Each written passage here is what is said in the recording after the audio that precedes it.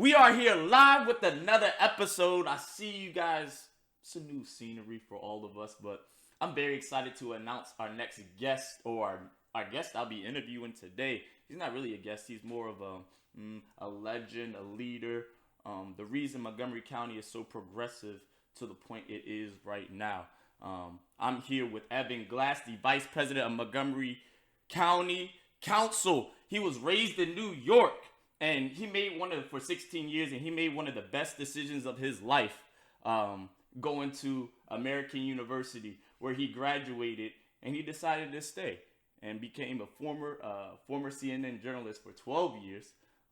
After that, he became the Vice President of the Montgomery County Council, which, if we all know, Montgomery County, and especially, it's one of the wealthiest and I can say most progressive areas, and him being a leader of it shows how powerful and important he is for our community. He helped pass a multitude of acts, including the Housing Justice Act, and my favorite act of all time was making public transportation free for everybody under the age of 18, which was important for me and a lot of my friends, especially in school. We know how hard it is traveling and all that other stuff. So the camera will be on Evan right now. Everybody make a round of applause for Evan Glass. Thank you so much for coming in today and all your service that you have done for Montgomery County. And I would like to start off, I want to get right into it, because a lot of my people have questions just about politics in general, and especially about how politicians usually get into the field. And I saw that you were inspired by your mother, who was a single mom for 16 years, and she inspired you and all that other stuff. So did that help you correlate your path to advocacy and politics? Because I say more advocacy than politics, because that's what I see you more as, doing more advocacy and not more politics, performing and all that other stuff. You're actually in the streets, you're actually passing policies and bills. So was your mom working for 16 years, was that the turning point for you to want to do politics and all that good stuff? Well, Michael, thanks for having me. It's awesome to be here. I've watched so many of your conversations, and I appreciate you bringing politics to people, talking about real issues that matter, and I'm glad to be here. And so, I grew up in New York. I lived in a house, just my mom and me, and she worked 2 jobs to provide for me. Oh, wow. And she struggled. She struggled a lot. Sometimes she'd lose one of her 2 jobs, and because of employment law, she'd had to leave both jobs in order to get unemployment. My mother was stressed a lot, and she smoked cigarettes my whole life. And she smoked 2 packs a day and died from lung cancer at the age of 53 years old. So it was a stressful life for her, and it was stressful for me, but I just saw how much she struggled. And so as I grew up and as I went to college and started finding myself and my political voice, I started advocating for working families, for women, for children, and making sure that everybody is treated fairly. And I'm sorry to even interrupt into that, because when people say, oh yeah, I was advocating for this and that, were you with organizations, nonprofits? How were you helping to advocate? How can people get into that? So when I went to college, I studied journalism, and I immediately became a CNN journalist, and I worked there for 12 years. And when I was at CNN, I couldn't get involved in politics. I was covering politics and couldn't share my thoughts or opinions on really anything. But I, view journalism as a public service. These kinds of conversations are informing the public. And it was after I left journalism that I was, free from objectivity, and I had an opinion and I could share my opinion. I started getting more involved in things. And after I became a member of the Montgomery County Council, one of my very first piece of legislation was the Montgomery County Pay Equity Act. Yep. Making sure that everybody gets paid fairly, seeing what happened to my mom, seeing what happens to working people across our community. And when you see that white women get paid about 86 cents for every dollar a man makes. Black women get paid 69 cents, and Latinas get paid 49 cents for every dollar a man makes. You realize something's got to change, and we got to do better. And so my legislation is helping to close that gap, and if it doesn't close it enough, we'll do more.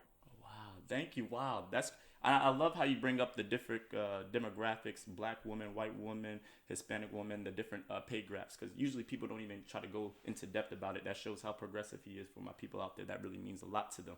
And I wanted to go more into depth. When you say legislation and all that, is that you writing these bills alone? A lot of my friends have questions about it because they're like, oh, who's the one writing all these bills?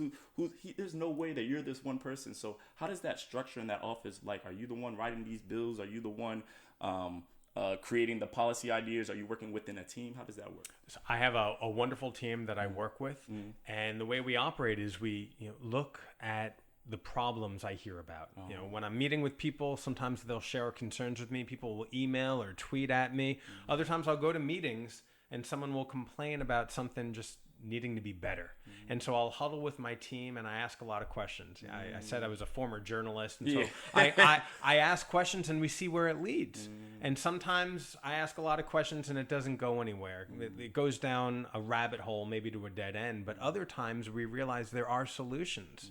And sometimes the solutions are in the law, in legislation. Sometimes you have to pick up the phone and tell somebody to process a piece of paper quicker because they're just sitting on it and somebody really needs them to move faster. And so there's a lot of different ways you can make change. But then other times there are community organizations who share thoughts with me. And it bubbles up from the people all the way to me. Wow. See, that's what I always wondered. You said that was funny. You said Twitter and emails. And I'm always thinking, I'm like, there's no way, especially before I got into the world of politics, I said, there's no way I can get in contact with Evan Glass or any type of politician through Twitter or email. I'm like, how can I get in contact? And a lot of my friends have the same question. How can I get in contact with you or other city council members or local officials?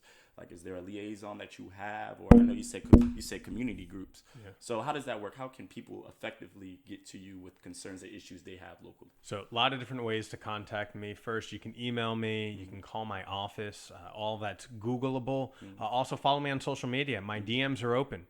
And so I get concerns from a lot of people, especially at the height of the pandemic, when people were losing their jobs and people were unsure how they were paying their rent. People would DM me and say, I need rental assistance. And it was heartening for me to see people reach out. It was overwhelming because my team and I checking my social media and checking my DMs. There's a lot of need. And so I would reply and say, email me with all of your information. I can't manage it all just on my phone, but any way someone wants to contact me is available. Wow. You hear that right there. And when you say that too, so common questions that I get from my people around here, when I started working in politics, the common thing I tell my friends is like, everybody wants to take loans out, especially people with small businesses, people struggling with financially, maybe with cars like me or a house, and we got to take loans out. But I always say that there's government, our local officials are throwing money out. There's programs that you can go. There's resources that you can go to get help. If you have a small businesses like you, I know you passed a couple acts that help small businesses, especially around the four corners or certain areas that help push them up and elevate them.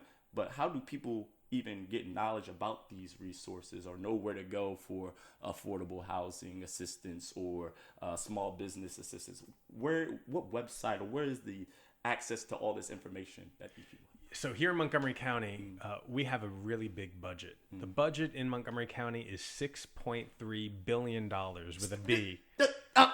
A B. 6.3 billion. And that's bigger than some states' budgets, right? And that's what we got here in Montgomery County. Half of it goes to education, making sure everyone is able to learn, paying our teachers well. And then the other half goes to public safety and transportation and healthcare. And within some of those programs, we have ways to help support people. During the height of the pandemic, when I was sharing with you about rental assistance, people were concerned. So I started a rental assistance fund for COVID. It started off as $2 million. And grew to more than $100 million, thanks to President Biden and thanks to leaders, at the state level. But the reality is that has helped keep more than 30,000 people safely in their home. And we needed to do that. And so there are a lot of different programs for a lot of different needs. And there's not one website for everything. And so if people need food or need rental assistance, or are looking for small business grant opportunities, send me an email and I'll connect you. Yeah, I hear that. Any small business grants, opportunities, anything that you need help with, please go to Evan Glass right here. He has all the answers. Politics can be power. Politics can help you. Please remember that. I'm sorry, this is special for me because the answers are coming out and people don't believe politics can help, and I'm getting the answers right here. Y'all gonna have to thank me on this one. I wanted to ask also, if y'all didn't know, Evan is the first openly LGBTQ plus member, part of the first elected LGBTQ plus member in Montgomery County. That's right. Yeah. Okay. So how was that process like when you first decided to run in 2018? Was that part? Were you going to be open about being gay, or how was that process going to be? Yeah. So I'm openly gay. I've been married for 13 years, and congratulations. And what's your husband's name? Gay marriage is just like straight marriage, right? You have your ups and your downs, but you make it work. My husband's name is Jason. Jason, I see Jason everywhere. Shout out Jason. Bless Jason. Bless his heart. Yeah, bless Jason. I see Jason at all the events. Shout out Jason, man. And you know, when I left journalism, the first thing I did was fight for marriage equality. Yep. You know, because when I was at CNN, I couldn't say I was, you know, necessarily gay.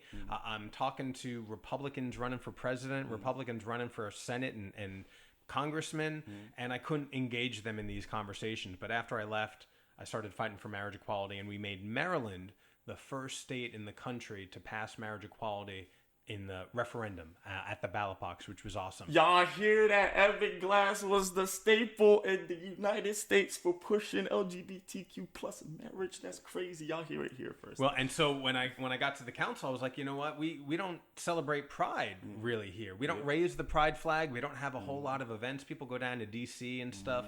And so I was like, let's raise the Pride flag.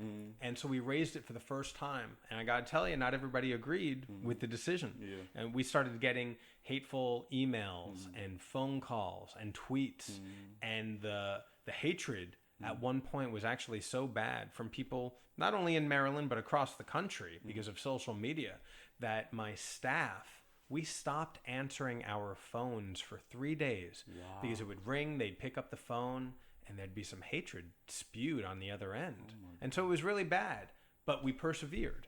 And we said, we're not giving up. Yeah. And so last week, we raised the Pride flag for the 4th time, and it's all good. That's great. Right? That's amazing. And when you say that, your impact is needed all around the state, because in Carroll County, right, they denied the Pride flag. So this is a 2-part question.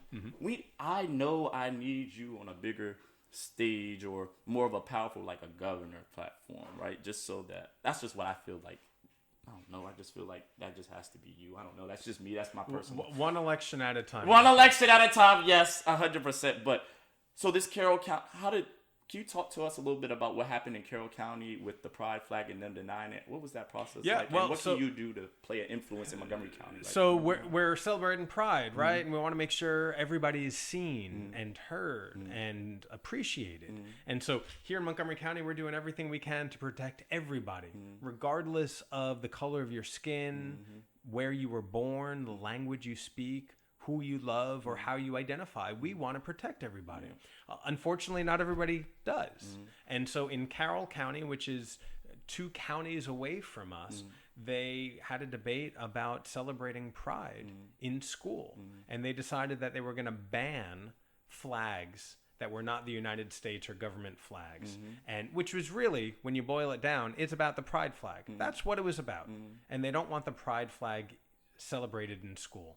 So they banned it. And so here we are in the year 2022, trying to celebrate our values of diversity and inclusion. And you got some parts of Maryland that are saying no. That's crazy. Wow. That's actually insane. That's actually insane. You can't play any influence other than, leadership influence or outside influence. You can't. Well, and so that is why local government's really important. And I know a lot of people watch what happens at the White House. They watch what happens on Capitol Hill. And even now we're watching about the Supreme Court, right? But at the end of the day, it's your county councils and your city councils and your commissions that make so many decisions that affect us. It's our schools and our roads and our jobs, right? And we got to pay more attention. People have to pay more attention. Pay more attention to local government. Because it's where the rubber hits the road that can really impact us. Thank you. And I'm glad you said it, because I did an episode yesterday about the importance of voting, especially within the Black community, because Black people don't believe voting is important. So I'm using my personal experience. But also, Black people don't vote because they think performing, right? And the reason I have Evan on his glass is because I like to see through things, and he was never performing. Out of all the politicians I met, of course there's a multitude of all of them, I'm not whatever, all of them are amazing people, but he just seemed the most genuine to me. So how does this work? How do you, because I know politics, a lot of it is about performing. You got to go out there, you got to take pictures, you got to do this, but how do you break from the performing to actually show the genuineness? Because all politicians are very genuine, but it's just like, it looks performative from an outside basis when you go to these events. You got to take the pictures. So how do you battle that, that facade or that persona that you have from the outside perspective, and able to actually connect with all the people and all your volunteers and actually all the people that you connect with to show the genuineness that you are, the same way you did with me? So how are you able to balance the two and not actually make it seem fake and be genuine? So for me, and I can only speak for me, I used to be a journalist, right? And I didn't think about getting involved in politics, but the way I got involved in politics is while I was a journalist at CNN, I wanted to fix my sidewalks because they were not safe.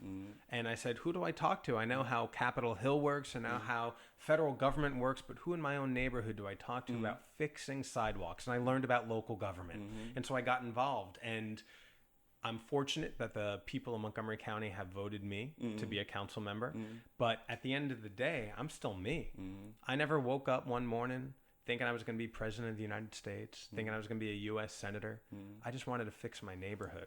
And that's what I'm going to keep doing. I just wanted to fix my neighborhood. So long as people continue supporting me, I'm going to keep supporting our community. Okay, wow. And how can people even get involved into your campaign? You talked about often that getting involved with local politics. So how do people even get involved in local politics without actually partaking in a position like yours? What are different roles that someone can do to get involved in local politics or local advocacy? What are some things that people can do to get involved? Because all my friends are confused. They're like, I don't know how to get involved. Follow the local news. I know local news is not as big as it used to be, but whether it's some of the news sites, television news sites, or if there's some local blogger who might be putting some information out there, that is the best way to know what's going on. There's also going to be community groups. There's going to be meetings, or there's going to be advocacy organizations. Find something you're passionate about and get involved. There's a lot of different things out there. If it's the environment, if it's public transportation, if it's joining a PTA because you got a kid in school. Now, I know it's not always easy because sometimes people work in multiple jobs. And that's why, maybe social media is the easiest thing to follow. But getting involved and learning about what's happening is so important. And I'd say social media might be the easiest way for people. For me, go to my website, evanglass.com. Follow me on Instagram, Twitter, Facebook, and yes, I am even on TikTok. No real dancing. He on TikTok. He legit. Yeah, he's legit. Evan M. Glass, right? And I try to share a lot of information for those people who might be in Montgomery County or the DMV. Okay, and also I had another question. So I have all these uncorrelated questions. I just know that these got to get answered. Boom, boom, boom. I'm gonna do different clips with them. You guys have committees, right, within your city council, just like with everything else. How do the committees get divided? How many different committees, and how are they based off of? Are they based off of importance, or are they based off of local issues? Because there's different committees. Can you kind of go into depth about what the committees do? Because a lot of my friends just think that you 9 city councilmen, just make up your own issues, and you guys just attack the issues that you guys hear, or the donors. You guys go towards the donors that were donating. That's what all my friends think. So can you clarify that there's committees and talk a little bit about that process? So there are 9 members of the Montgomery County Council currently, and we have 6 committees. And what that means is, as issues come to us to help with our workload, it goes to certain committees. We have a public safety committee. So if it's related to the police or the fire department, it goes there. We have housing and economic development. So if people want zoning changes, they want buildings built, or they have an idea for new jobs, it goes there. I serve on the Transportation and Environment Committee. So when it comes to transportation and the environment, it goes to that committee. I also serve on Health and Human Services. So during the last 2 years during the pandemic, that committee has been incredibly important to make sure that everybody remains healthy and safe. So the committees are ways for the group to help do work together, and then ultimately we all come together and vote as one. Okay, and you get to choose. You say there's 9 people, 6 committees. So is it one per, and some people are in 2 committees, or? We get assigned. Okay. There's a leadership structure, and at the beginning of a term, which is 4 years, you basically get assigned to 2 committees, and that's when I got assigned. Okay. But I love my committees: Health and Human Services and Transportation and Environment. Oh, of course. Important issues. And thank you for the transportation. Like I said, we said earlier, I would not be riding school for free. A lot of y'all would not be riding to school for free if it was not for him. 8 children under 18 ride for free because of Evan Glass. Now, speaking of that, that's why we're going to start talking about your campaign a little bit. Are you grassroots? Are you publicly funded, or how does that work? Are you taking big donations from big corporations, and you're going to listen to them? Are you grass? Talk to us a little bit about your campaign. So all campaigns need resources. They need money to send mailers, to do TV commercials. I'm not doing any TV commercials; those are expensive. Hey, he's not doing the all grassroots for real. Yes. But I've decided I am not taking money from corporations and businesses, and I'm not taking money from political action committees. No special interests. The only way I'm raising money is from real people and small donors. That's what I'm doing, because at the end of the day, I don't want people to say I'm in the pocket of somebody. I want to make decisions that I think are in the best interest of the people of Montgomery County.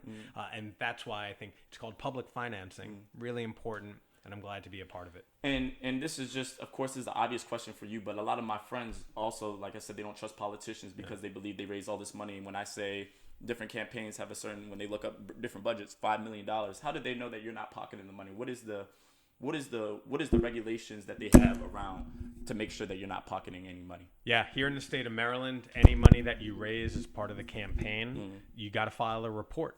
There is electronic trail of emails and bank accounts, and so the smallest donation someone can give to me is $5, which is really important. People who have given me $5 before have said, I've never given any money to a politician before. Wow. But I want to give it to you because it's all I got, and I believe in you. And I mean, that's real. Yeah, that's real.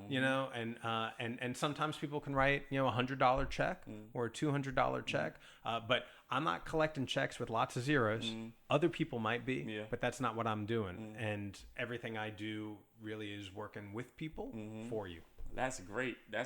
And how many people you have in your campaign staff? So I got 2 full-time campaign staff, and I got a lot of canvassers also who are doing some door knocking, who are helping me at events, and we're treating them well. And you're going to get more door knockers, because after this, I'm going to make sure that all my friends, especially, are going to definitely contact you with a lot of questions, and they're going to volunteer with you. So how can people get involved within your campaign? What are the ways? Best way to get involved, go to evanglass.com. You can volunteer. You can get a lawn sign, a bumper sticker. You can email us, info@evanglass.com. And then also follow us on social media and engage. We got a bunch of different events coming up. We're about 1 month away from the election. And so it's crunch time. So anything that anybody wants to do to help out would be totally awesome. Primaries July 7th through the 19th. Early voting is July 7th through the 14th. And then the actual election is July 19th. Make sure you go out there and vote and get involved with Evan Glass, evanglass.com. You can DM him on Twitter. Website preferably. He has a whole bunch of other things. Make sure his campaign manager and all of that get that. So go to evanglass.com and make sure you get your website, your lawn signs, and your bumper stickers to put on the back of the car, and make sure we can get Evan Glass voted. It doesn't matter what part of Montgomery County you are in. He's running at large. Evan is an amazing dude. There will be no see through the hype, by the way. It's a fun fact I'm actually going to post. There would be no see through the hype without Evan. I wanted to wait to the end to make sure I say that, because I was involved with a program with him when I was in ninth grade, I want to say. And I wasn't, if y'all knew me in ninth grade, I was just a crazy dude. But that was the one thing that kept me on track and gave me some type of direction in life where I said I wanted to do this. It was a media program that he offered for high school kids. And it was honestly the best experience that I got. I didn't do it for too long, but it gave me the direction that I need, made me want to major in communications at St. John's, made me want to start my whole radio show. So I don't know if there would be See Through the Hype without Evan Glass. So that's also why it's super special that he is here. Thank you so much, Evan, for being here today. Good 25 minutes. And election July 7th through the 19th. Make sure you go vote for Evan Glass at Marks, County Council for Montgomery County. Any other words that you would like to say? Michael, you're awesome. I love that you were